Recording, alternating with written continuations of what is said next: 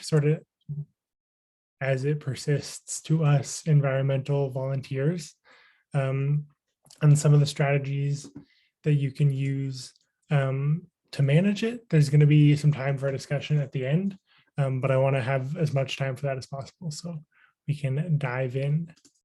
So this is me. Who am I? I'm just some burnt out guy. Doesn't matter. I'm based here in windy St. John's, Newfoundland, which is the ancestral homeland of the Beothuk, whose culture has unfortunately been erased forever and cannot be recovered. I'm a student here. I'm studying ocean sciences at Memorial University.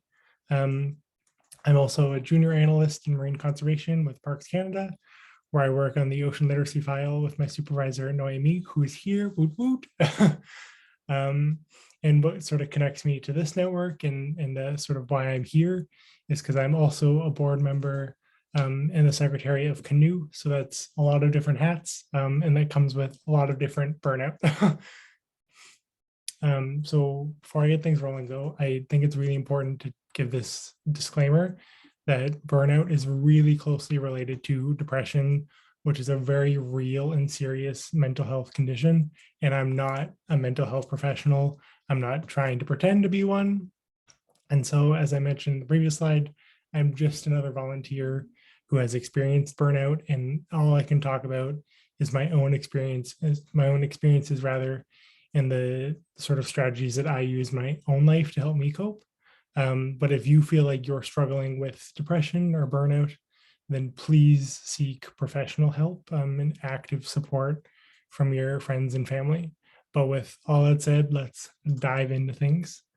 So here's what I'm going to talk about today. It's going to be a bit of a shorter one, about 20-ish minutes with some time for a discussion at the end. And so I'm going to explain sort of what burnout is, its many stages, how to identify it, what to do when you feel burnout coming on, and then how to proactively prevent burnout and how to bounce back from it. As I said, chance for a discussion at the end. And I'll also note that whereas like the discussion or the presentation portion of this is being recorded, we're not going to record the discussion to make it as sort of safe of a spot as possible. So if you wanted to like sort of ask questions and share your own strategies, you can know that the discussion is not going to be recorded. So last little bit of preamble before the main stuff, I promise. But I wanted to highlight a couple of other conditions which are adjacent and many times overlap with burnout, especially the type of burnout that we feel as environmental volunteers. So there's eco-grief or eco-anxiety is a big one. So as environmental volunteers, this is something that we're super familiar with, you know, that sort of feeling of existential dread when you think about climate change in your future. You know, it's absolutely debilitating at times. And there's also compassion fatigue, which is an intense emotional and physical exhaustion leading to a heavily diminished ability to empathize with others. It's often referred to as the negative cost of caring. And it's mostly associated with those in the healthcare industry and first responders, but not exclusively. And so the strategies that I'm going to lay out later in this sort of talk with dealing with burnout also help to cope with these as well. So what is burnout?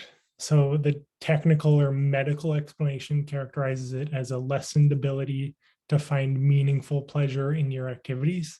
But what does that mean? It just means that it's at times a complete physical, mental, and emotional exhaustion stemming from prolonged stress and overworking ourselves. Burnout was first mentioned in around the 1970s, and it was used to describe the exhaustion felt by first responders and was not commonly spoken about outside of those fields. That has obviously changed a lot since. And as I mentioned before, compassion fatigue is what we would more use when we're talking about the healthcare industry and first responders, but of course not always. And many people feel burnout and eco-grief and compassion fatigue all at the same time. And, you know, some people feel two of those and not all of which. We're all very unique in our experiences. So how does it affect us? How does burnout affect us? So it can affect us in a number of different ways, one of which is our physical health. This is when we feel tired or drained, or when we have frequent headaches. It can also affect our emotional health. Sometimes we have that all too common sense of failure and self-doubt that follows us everywhere. We absolutely feel defeated, gutted, and alone in the world when it affects our emotional health. And this can bleed into our behavior as well. So sometimes when we're burnt out, we withdraw from our friends and family, and sometimes even our responsibilities. We can have a tendency to isolate ourselves. And that's where the sort of cycle of burnout starts to feed into itself.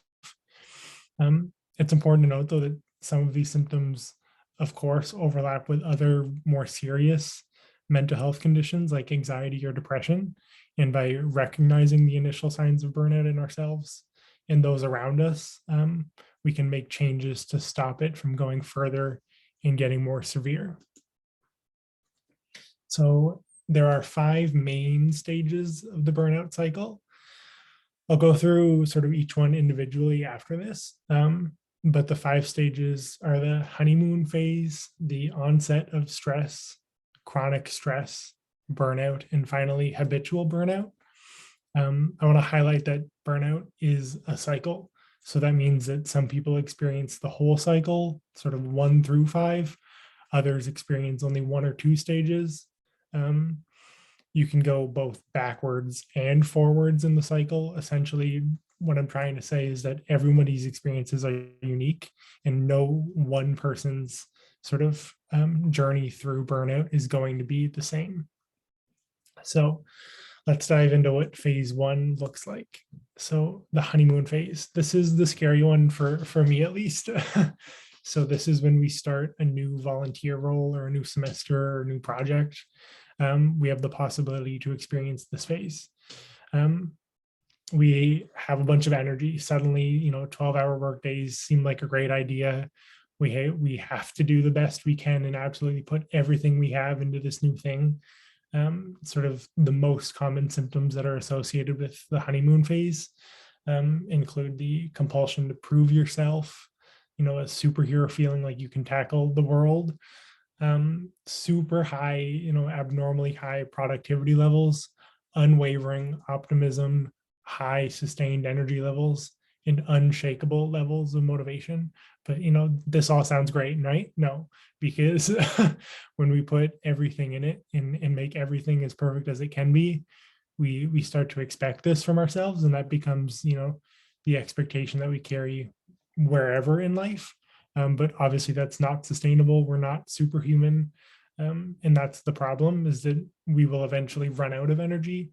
And when we start to rapidly lose energy, all of a sudden we can fall into the second stage, which is the onset of stress. So this happens, right? We feel that amazing work ethic and that unstoppable energy, but the energy is not lasting forever. You need to sleep, you need to relax, and you need to unwind and disconnect a little bit. But because of the amount of work and the expectations you set for yourself when you started this role, you don't stop, you don't sleep, and you don't relax. So this is when we start feeling common stress symptoms, right? Like anxiety, forgetfulness, irritability, decreased time to relax, fatigue, headaches. We often, have to take an ibuprofen every day, and that's, we feel like that's normal at this point. And then you start to see a decreased level in productivity, an inability to focus, and a lack of sleep.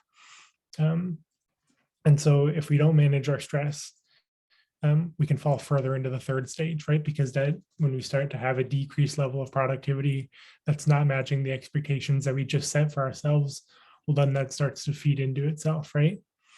And so then the third stage is when things start to get chronic and more long lasting.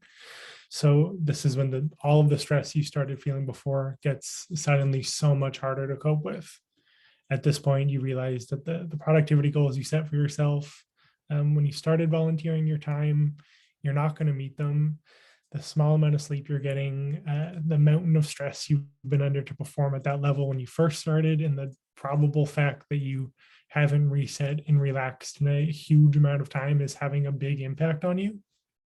And so this is when the procrastination starts. This is when we start drinking all the coffee we can to make up for the energy that we're losing so fast. We're maybe impatient because there's no time to relax or reset. We might not feel much, complete apathy. Exhaustion is starting to set in, to feel constant and overwhelming at times. There's increased anxiety. We might even start intentionally missing deadlines, like, oh, well, I know I'm going to be late on this deliverable. So maybe that one's not as important. I'll focus on this other one, and that one, well, we'll just forget about that, right? So we're starting to see it now affecting our physical and mental health as well as our behavior in more sort of long lasting ways.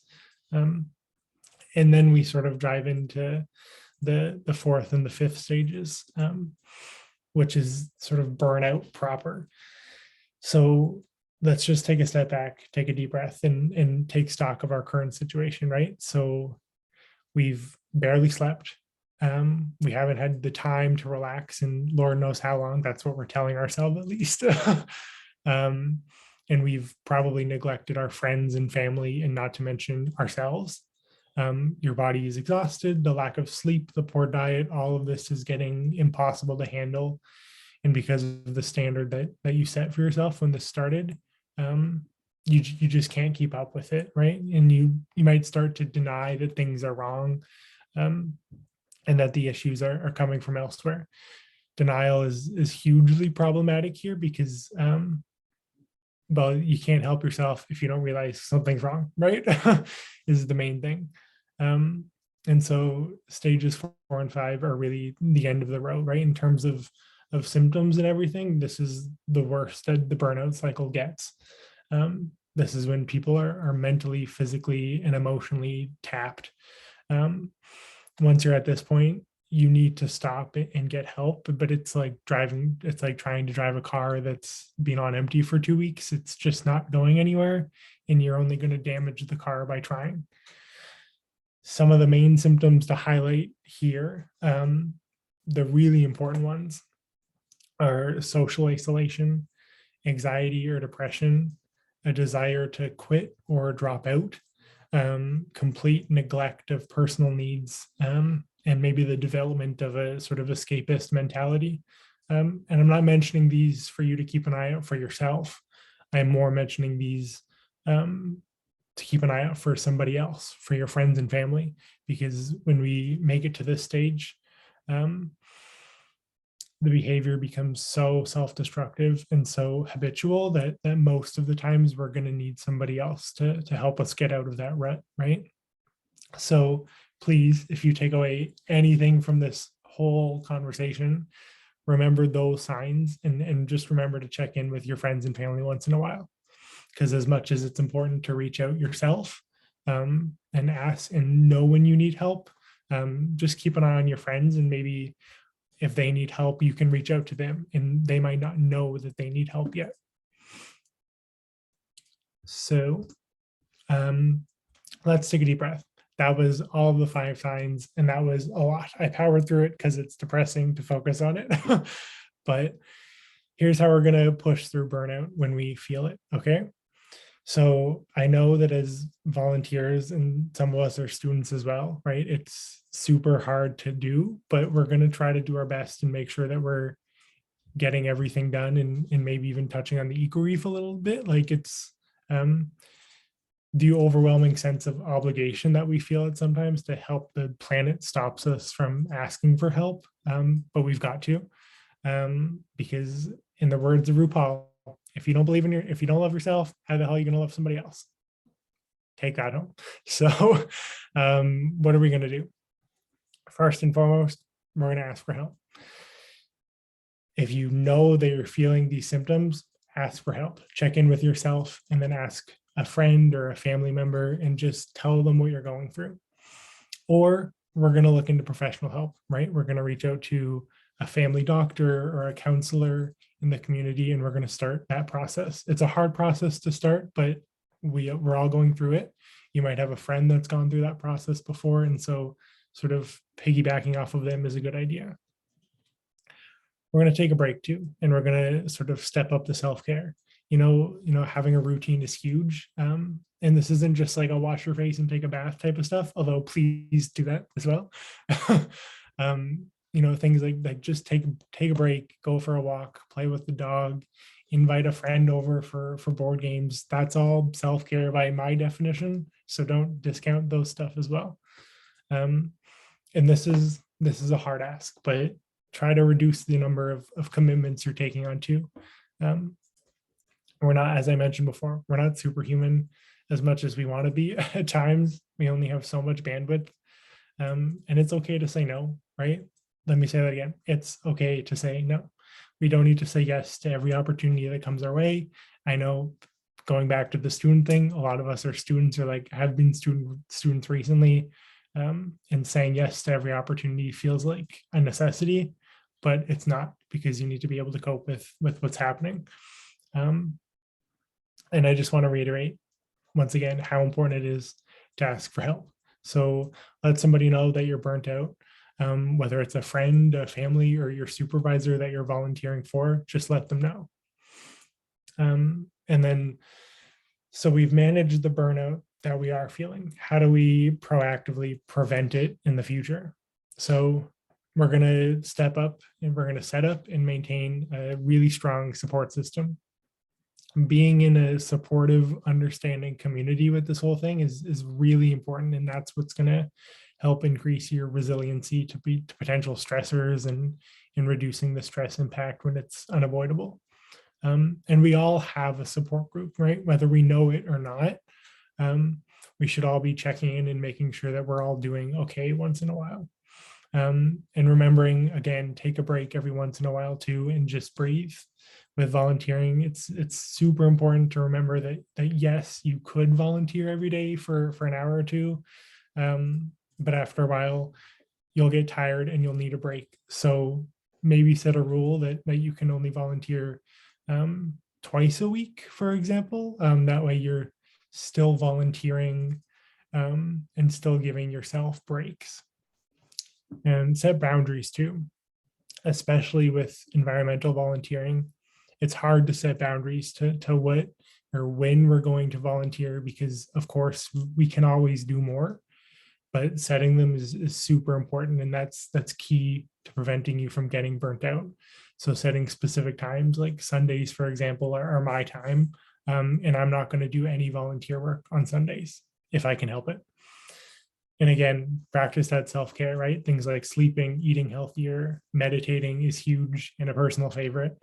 And turning off your phone to disconnect. On a little aside, if you are going to meditate, try meditating in the outdoors, because if it's available to you, an excellent way to reconnect with nature and fall back in love with what you're doing when you're feeling burnt out.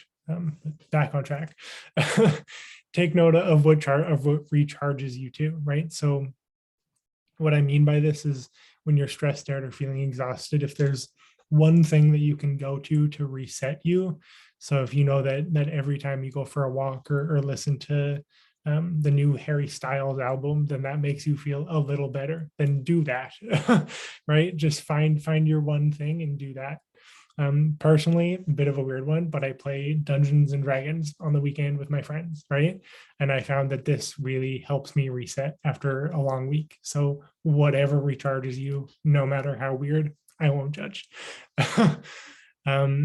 And lastly, because I can't mention enough, it's okay to say no, okay? Don't take on too many commitments, know your limits, and stay within them. So we know how to proactively prevent burnout and manage it when we do feel it, but how do we bounce back from it? So there are a lot of strategies for this, but here are just some that work for me, right? Sleep a lot. If you're feeling tired, it's your body telling you probably are. So it's okay to take a nap every once in a while. Just listen to your body. And figure out what's making you burnt out and work backwards from there. So what's the reason? Are you not in the role you want to be where you're volunteering? Is the place that you volunteer too far of a drive? And that means that by the time you get there, you're already tired. Sometimes we take on too much without knowing how hard it would be to cope with once we're into it. And so it's okay to check in, just halfway into a new role and just make sure, like, is this working for me? So yeah, so that's going to make it hard for you to recover from being burnt out if you're not sort of checking in with yourself when you start a new task. And identify any changes you can make. Again, quite similar to the last one, but if there's any changes you can make at all that will make it a little easier for you going forward, well then, like, give it a try. Maybe only volunteer on Tuesdays and Thursdays instead of 3 days a week. Prioritize your work and delegate your time. Out of all the tasks that you do, prioritize what's most important, what needs to be done this week and what can wait a couple of weeks or maybe even a month. And yes, this is very hard to do sometimes, especially for what we do, but leave your volunteering tasks there. And when you leave, when you leave or when you shut down your computer, whatever, sometimes we forget that between school, work, and volunteering, and Lord knows what else, we wear so many different hats, but they're just that, they're hats. And just when you come home, take off your hat and hang it up at the door. Disconnect. But with that being said, stay connected to what you're doing and why you're doing it, right? By doing this, we're able to give ourselves the drive that we need to get back to normal. The more we stay connected to the joys and the rewards, hopes, and the sense of purpose, the more that we're going to mitigate the risk for burnout, right? We all care about the environment. That's why we're doing it. That's why we are environmental volunteers. So let's not forget that, even when it gets tough. And talk to someone, right? I keep saying it, but please, right? I'm starting to sound like a broken record, but just a friend or a family member, or start a conversation with a therapist. We're all going through it. You're certainly not alone, however much it might feel like it. And unplug, connect with nature. Don't look for emails every couple of hours. I promise the world will not blow up. So those are sort of some strategies that I have. And then here's a slide of some resources before we get into a discussion. So for mental health support, there's CAMH. You can also visit the Government of Canada's website, which has a lot of services there. If you visit canada.ca, and then there's like a services button, and then you click on mental health services. But there are also a couple media options that I want to mention. So in terms of books, the book Taking a Break from Saving the World is amazing. It's by Stephen Legault and talks about his story and how taking a break from being an activist made him come back to the game even stronger. Fried is also a nice podcast. It's by Kate Donovan. I haven't listened to it personally, but it comes highly recommended from my friends. So with that, we can sort of move on to the discussion question. That was all from me. If there's any questions you have or any coping strategies or resources that you want to share, feel free to shout them out. Or if you want to talk about your puppy, I'm more than happy to talk about that too.